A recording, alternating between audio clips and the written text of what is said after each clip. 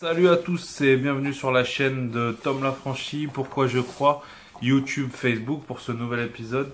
Pour tous ceux qui suivent, vraiment c'est cool, ça fait plaisir. Et pour tous les nouveaux, welcome, je suis un terrien dans l'univers infiniment grand. Nous sommes en 2016 et jusqu'à preuve du contraire, nous sommes toujours enfermés dans la matrice. Certains en sont libérés mentalement, mais on va réfléchir à tout ça. Ceci est un chien, il est légèrement perturbé, donc ne faites pas attention s'il passe derrière moi, tout va bien. Le sujet d'aujourd'hui, après avoir parlé de New Age et de athéisme, il y aura d'autres sujets, sera la religion. Pourquoi la religion? La religion parce que c'est la suite logique des choses et pour ceux qui sont les moins affermis, c'est-à-dire pour ceux qui connaissent le moins le sujet, je vais vous donner les définitions de la religion et nous allons voir ensemble si les livres de chaque religion sont conformes, ou plutôt si les religions sont conformes avec chacun de leurs livres, puisqu'ils sont censés représenter le livre de Dieu et que ce livre est censé être le livre de Dieu. Et savoir si Dieu est une relation ou une religion est une relation. Est-ce que la religion n'est pas tout simplement un passage pour arriver à la relation? D'accord? Donc ça sera court, hein, on va pas faire grand parce que je vais pas rentrer dans des débats. Il y a des gens qui envoient des commentaires sur YouTube et qui viennent contredire ce que j'avance. On est en France, c'est la pure liberté d'expression, chacun fait ce qu'il veut. Maintenant moi j'avance des faits logiques. J'avance des faits que j'ai étudiés pendant des années. Quand vous venez pour contredire, venez avec du costaud. Parce que bon, après moi j'ai pas trop le temps de répondre et on perd du temps, chacun perd du temps en fait, ok. Donc pour les petits jeunes qui suivent, c'est cool, j'ai plein de petits papiers pour vous et on va essayer d'avancer ensemble. Et pour toute la famille Facebook, YouTube, voilà une nouvelle aventure avant de rencontrer le frère Mehdi au Québec. Alors la religion, tout simplement, c'est quoi? Système de pratique et de croyance par un groupe ou une communauté. Aucune définition connue comme valable pour pouvoir la définir. Du latin religio, utilisé pour la première fois par Cicéron, citoyen romain en 67 avant Jésus-Christ, comme le fait de s'occuper d'une nature divine et de lui rendre un culte. Donc, au départ, c'est ça.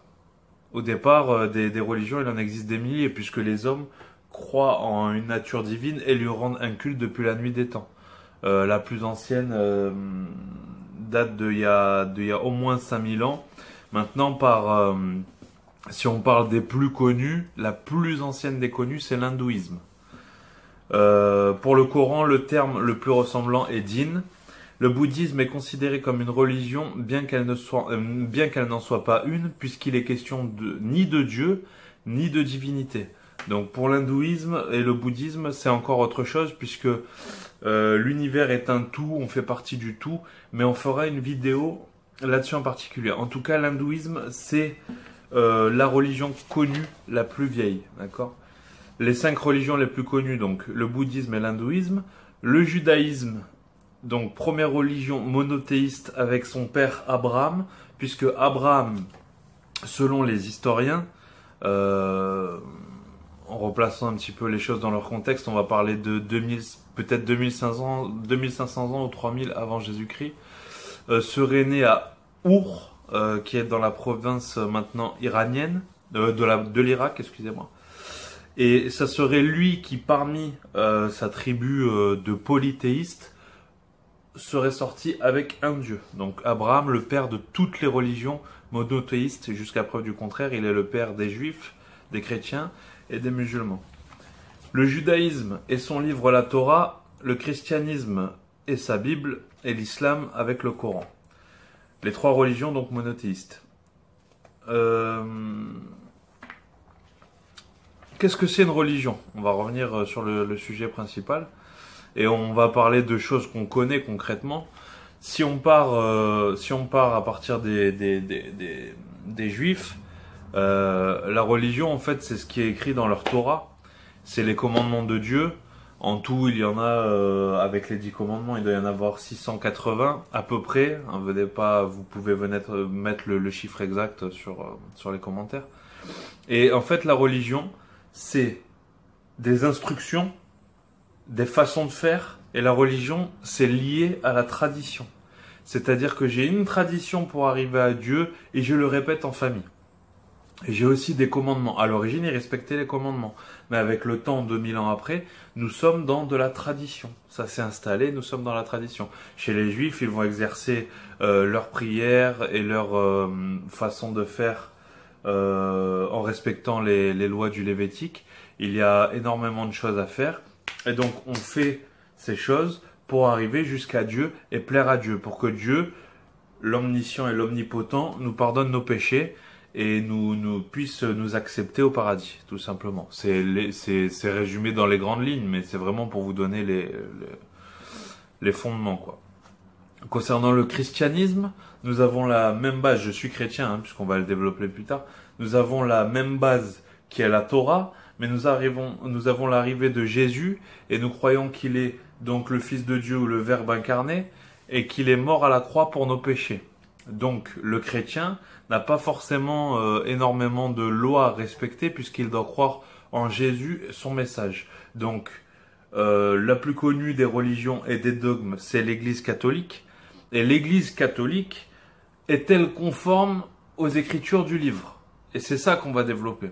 Parce que l'Église catholique a développé des tas de règles, de religiosité, de façons de faire pour arriver à Dieu, alors que quand on lit la Bible, on sait que Dieu descend vers nous et nous donne ses préceptes par son Saint-Esprit. Et concernant la religion islamique, Mohammed, qui est né en 570 après Jésus-Christ, reçoit une révélation dans la grotte directement venue de l'ange Gabriel, l'écrit, et donc le Coran est fait de préceptes à suivre. D'abord, le Coran, c'est un tas de récits, mais l'islam est fait d'un tas de principes et de religiosité afin de pratiquer les 5 piliers et arriver jusqu'à Dieu. On est un petit peu dans le même principe que le judaïsme, dans le sens où, si nous faisons bien les choses, Dieu nous acceptera ou pas au paradis. Maintenant, on peut se poser la question sur la religion en elle-même. À quel moment la tradition a pris le pas sur la religion? Si on revient un petit peu en arrière, j'avais pris des notes, hein, excusez-moi, je lis, parce que c'est tellement vaste le sujet. Historiquement parlant, les religions sont conçues comme des ordres dans lesquels est recommandé ce qu'il faut faire ou ne pas faire, telle une hiérarchie, donc c'est bien ce que je disais. En fait, finalement, on passe par une hiérarchie avant d'arriver à Dieu. En premier lieu, le terme est utilisé avec les catholiques et les protestants et se développe au XVIe siècle avec les questionnements sur plusieurs religions telles que l'islam, le taoïsme et l'hindouisme.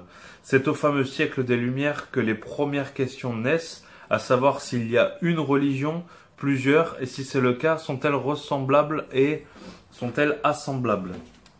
Toujours ce fameux siècle des Lumières, vous noterez, puisque c'est le moment où des hommes de science apportent leur science, mais ne l'apportent pas dans le sens de la religion, la première grosse religion qui était le catholicisme, et se sert de cette science pour contredire le catholicisme. Évidemment, à l'époque, avec le manque de connaissances des deux parties, ils s'affrontaient.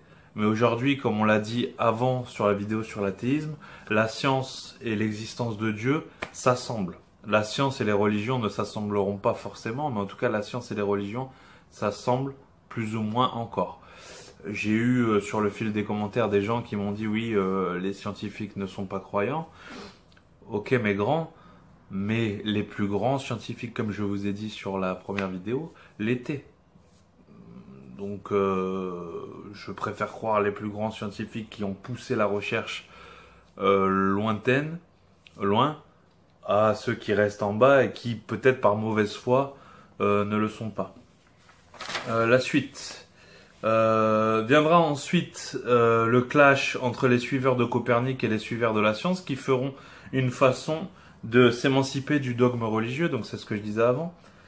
La plus vieille d'entre elles est l'hindouisme, on l'a déjà dit. Jésus est crucifié en l'an 3, 10-0 de notre ère, ainsi naît le christianisme, et l'islam avec Mohammed, on l'a déjà dit, en 600 de notre ère.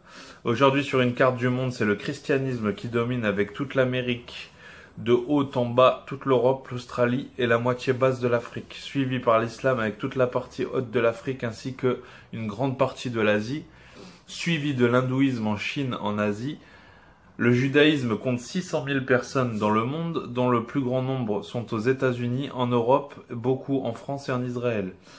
La religion, à noter, hein, les Juifs ne sont pas, les Juifs ne sont pas en masse en Israël, non. Il y a énormément de Juifs à New York. La religion régit donc le dogme, la hiérarchie et la façon de faire. Dieu est-il une religion ou une relation? Comment les dissocier? Donc si on reprend et qu'on essaie de faire court, nous avons Dieu, le Dieu monothéiste, nous avons juste en dessous le dogme qui nous donne les façons de faire, et nous avons enfin l'homme. D'accord? Donc finalement cette religion est un intermédiaire. J'ai mon homme qui va passer par la religion, se soumettre à un tas de traditions pour arriver jusqu'à Dieu. Mais si on s'en réfère au livre, puisque chaque religion a un livre, si le croyant lit sa Torah, le croyant juif lit sa Torah, si le croyant chrétien lit sa Bible, et si le croyant musulman lit son Coran, est-ce que les religions sont-elles conformes? On le verra par la suite. Pour la plupart du temps, non, elles ne sont pas conformes. Le croyant juif passe énormément par le Talmud. Le Talmud qui est une explication de texte pour arriver à comprendre la Torah. Le chrétien passe par ces dogmes, dont le catholicisme, qui n'est pas conforme avec ce qui est écrit dans la Bible. Je fais ça parce que c'est ma Bible qui soutient la caméra. Et au niveau du Coran, est-ce que ce qu'il y a écrit dans le Coran, qui est la parole de Dieu, dite la parole de Dieu, est conforme avec l'ensemble de la religion? Est-ce que la tradition n'a pas pris le pas sur la religion? Parce qu'à force de faire les choses machinalement, on les répète, on fait les choses parce que mon père, parce que ma mère me l'a dit, parce que ma religion me l'a dit, parce que mon rabbin, mon prêtre ou mon imam me l'a dit. Est-ce qu'on arrive à Dieu comme ça? Il y a des gens sincères qui font des recherches sincères. Mais Dieu, avant tout, dans chacun des livres, que ce soit Torah, Bible ou Coran, nous propose une relation avec lui. Et le départ de cette relation, c'est une repentance sincère. C'est-à-dire que notre cœur doit être soumis à lui, et à travers la lecture, nous devons arriver directement à lui. Il n'y a pas d'intermédiaire entre nous et Dieu. Il n'y a pas d'intermédiaire, il n'y a pas d'homme qui peut se mettre entre nous et Dieu. Bien sûr, il y a des gens qui auront besoin de passer par la religion pour arriver à Dieu, dans le sens où on va leur apprendre des règles. Mais après ça, il faut réussir à s'émanciper. La religion peut être une accompagnatrice, main dans la main. On peut concilier relation et religion. Mais aujourd'hui, en 2016, la tradition a pris le pas sur la religion, et donc la relation n'existe plus. Alors vous voyez, c'était pas pour faire une vidéo très longue concernant la religion, mais c'est pour vous faire poser les bonnes questions. Est-ce que ma religion n'est-elle pas devenue une plus forte tradition? Et est-ce que si j'aime vraiment Dieu, je le pratique, je le vis sincèrement dans mon cœur pour arriver peut-être à la vérité et briser les chaînes qui m'enferment, parce que finalement on s'enferme dans ces choses-là. Et pour l'avoir pratiqué, et moi pour lire ma Bible, j'ai aussi un Coran, je m'aperçois que j'ai donc la Torah aussi, je m'aperçois que les religions ne sont pas forcément conformes avec ce que Dieu veut, tout simplement. Dieu veut une relation qui part de la repentance. Donc peu importe ta religion, oublie ce que les hommes te disent, ouvre ton livre, cherche la vérité, la repentance, le cœur sincère, et c'est celle-ci qui t'emmènera à ce fameux Dieu monothéiste. Fin de la vidéo, mes amis. Vous voyez, c'était pas très long, mais c'était pour vous dire que chaque religion a un livre sur lequel elle est appuyée, mais ne la respecte pas forcément.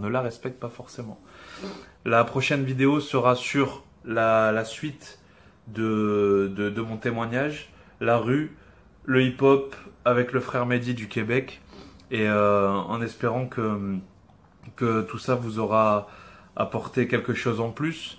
Et par la suite, pour continuer dans ce sujet-là, parce que le questionnement principal sera de se dire, est-ce que ces livres sont fiables? C'est normal, on va pas aller s'appuyer sur un livre qui n'est pas fiable. Et là, on fera une vidéo vraiment sur la fiabilité des écrits.